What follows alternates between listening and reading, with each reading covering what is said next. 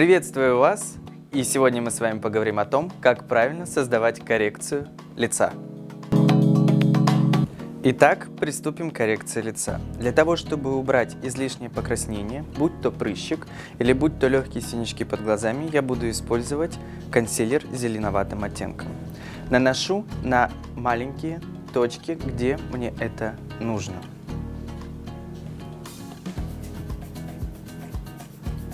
Таким образом, мы сейчас будем убирать излишнее покраснение.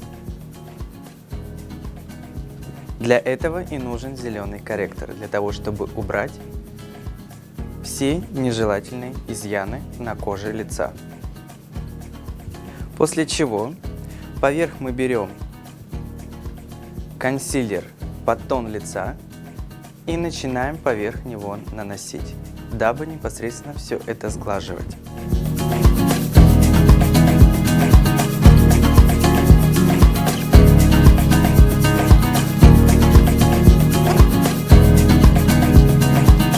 Также зеленый консилер или зеленый корректор мы можем использовать для такого типа лица, которое чересчур красное.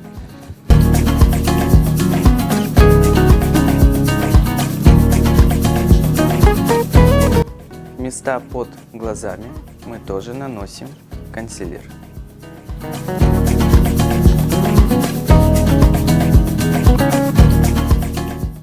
Даже без лишнего применения тонального средства мы выравниваем кожу лица. После чего мы берем тональный крем, берем кисть и начинаем наносить поверх нашего консилера. Наносим круговыми движениями.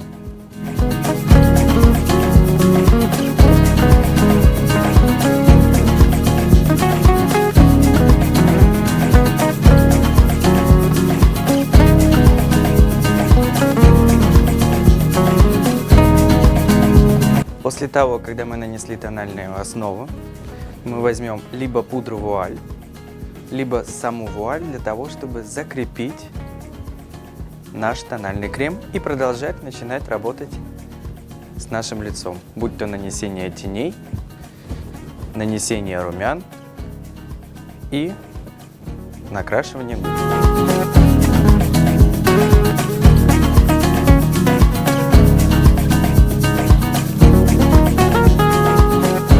Таким образом мы с вами быстро подготовили кожу лица для того, чтобы наносить дальнейший макияж.